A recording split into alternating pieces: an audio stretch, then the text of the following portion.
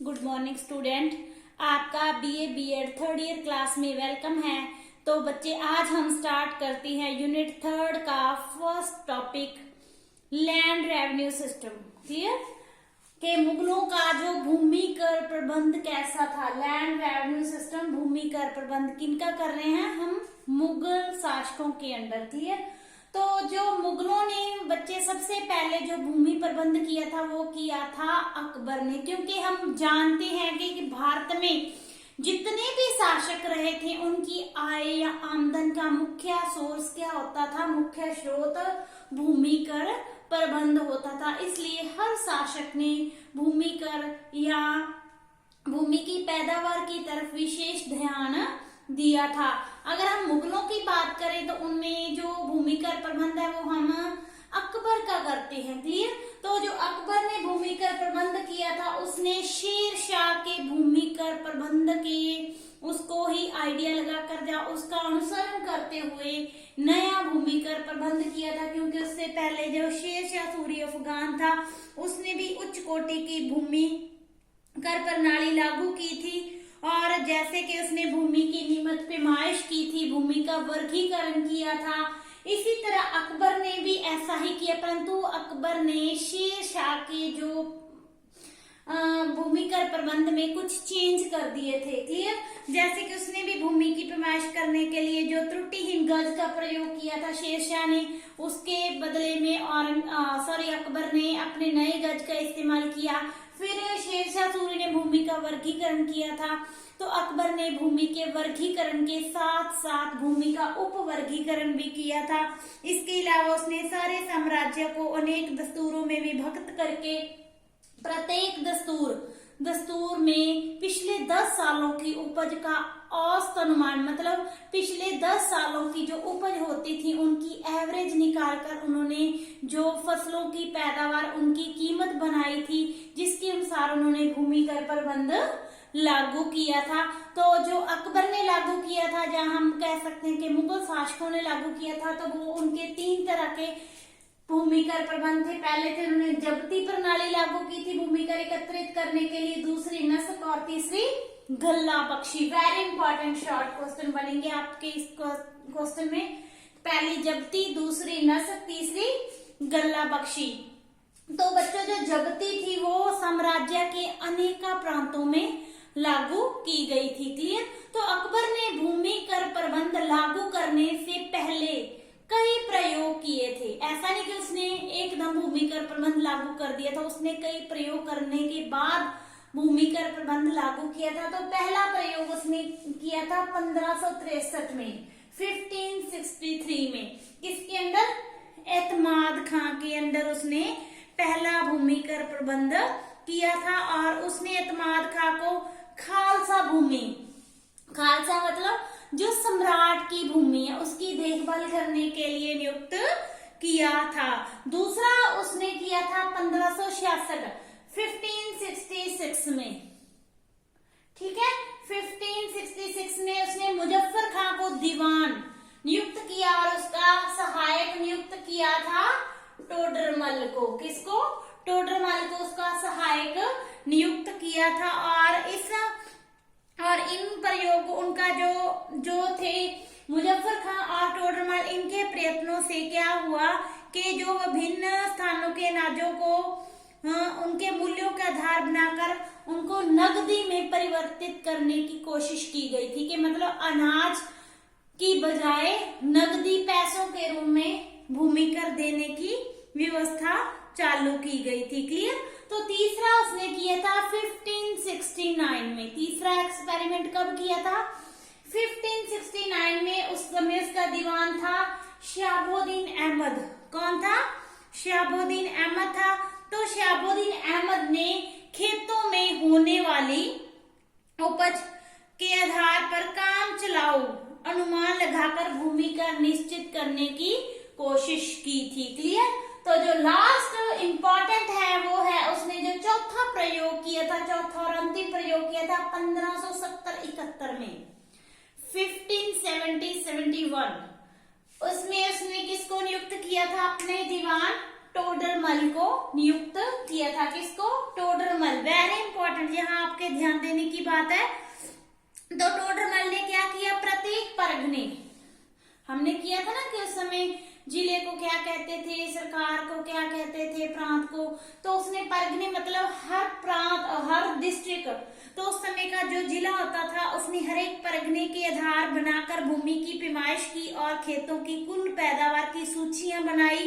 फिर उसके अनुसार उसने भूमि कर निश्चित किया था। और जो टोडरमल ने ये व्यवस्था जो लागू की थी वो 1771 से लेकर 1580 तक 10 साल चलती रही थी। वेरी इंपॉर्टेंट, क्योंकि इसने दस्तूर सूचियां बनाई थी। दस्तूर मतलब वो सूचियां जिसमें पिछले 10 सालों की, मान लो 2001 से लेकर 2010 तक के सालों का हम निकालते हैं कि कणक की पैदावार 2001 में कितनी थी, 2002 में कितनी थी, 3 में कितनी थी, 4, 5, 6, 7, 8 में कितनी थी। तो इस तरह पिछले 10 सालों का एवरेज निकालकर फिर 2011 की उपज का भूमिकर नियत करना, ये होती थी दस्तूर सूची। दस्तूर का अर्थ है कि पिछले 10 सालों की उपज की या पैदावार का औसत एवरेज निकालकर अगले वर्ष का भूमिकर निश्चित करना। क्लियर। तो उसका ये जो भूमिकर प्रबंध था वह सफल रहा था, इसीलिए इसको 2 नामों से और जानते हैं, क्योंकि एक तो ये अकबर का भूमिकर प्रबंध था, एक तो किसने किया था, टोडरमल ने, तो उनके नाम पर ही इसको टोडरमल बंदोबस्त भी कहते हैं। क्या कहते हैं, टोडरमल बंदोबस्त। दूसरा, कितने सालों के लिए एवरेज निकाली जाती थी, 10 सालों के लिए, तो इसको आईन दहशाला के नाम से भी जाना जाता है। किसके नाम से, आईन ए दहशाला के नाम से भी जाना जाता है। क्लियर। वेरी इंपॉर्टेंट क्वेश्चन है, इसमें आपके शॉर्ट क्वेश्चन निकलेंगे। क्लियर।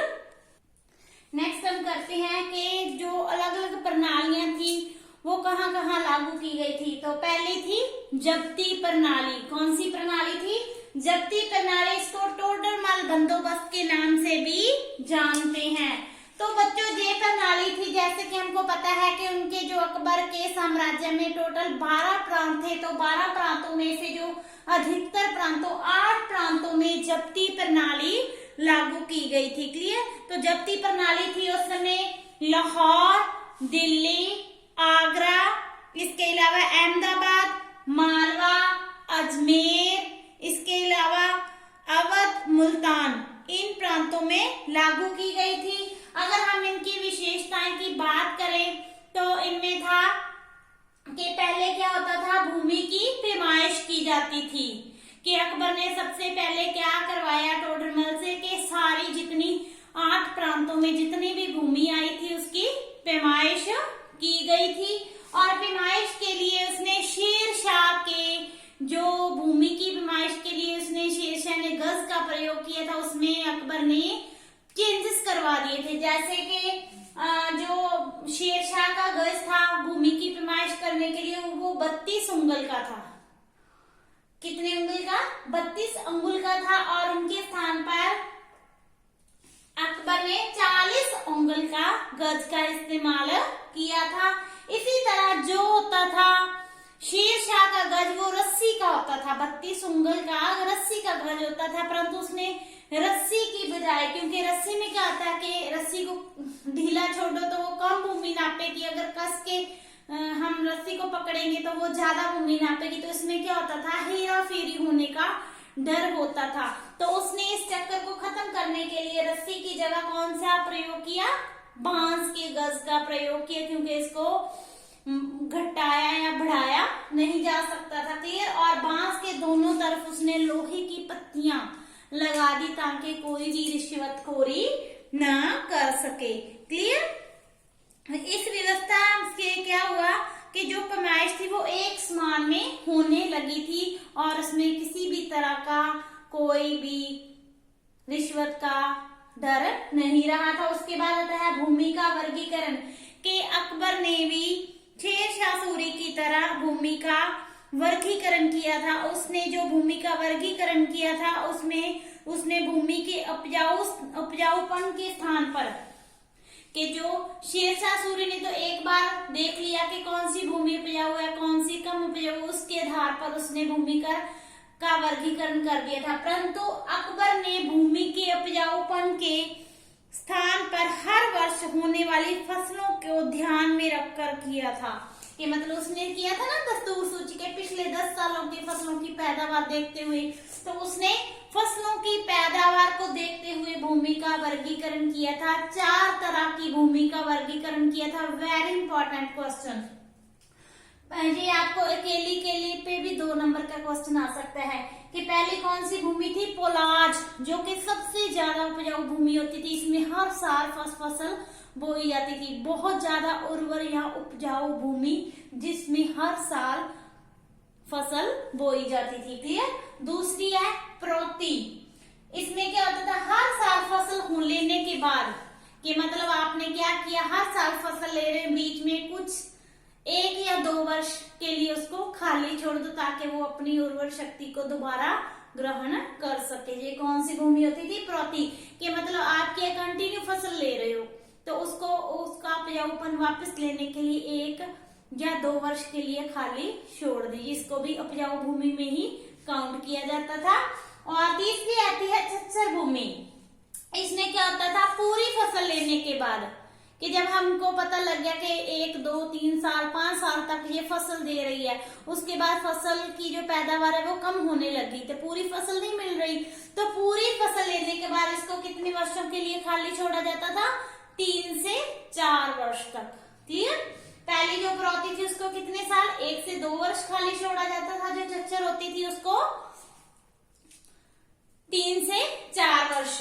और जो बंजर होती थी वो तो हमको पता है कि बंजर, उसमें तो बहुत कम पैदावार होने की संभावना होती थी। इसमें क्या होता था? 1 साल फसल ले लो, 5 साल खाली छोड़ दो, फिर 6ठे साल फसल ले लो, फिर उसके बाद 5 साल खाली छोड़ दो। ये होती थी बंजर भूमि। यहां तक आपको क्लियर? उसके बाद नेक्स्ट आता है भूमि का वर्गीकरण। भूमि का उपवर्गीकरण। के भूमि का वर्गीकरण तो उन्होंने 4 श्रेणियों में कर दिया था, परंतु उसके बाद इन्होंने भूमियों का उपवर्गीकरण किया था। जैसे कि मैंने पहले भी बताया है कि जो पोलास और प्रौती थी उसको हम उपजाऊ भूमि में काउंट करते हैं, परंतु जो छच्छर या बंजर भूमि थी इनको आगे इनकी पैदावार के आधार पर उपवर्गीकरण किया गया था। 3 भागों में इनको डिवाइड किया गया था। उत्तम भूमि, मध्यम भूमि और निम्न भूमि। कौन सी? उत्तम भूमि, मध्यम भूमि और निम्न भूमि। उत्तम में क्या होती थी?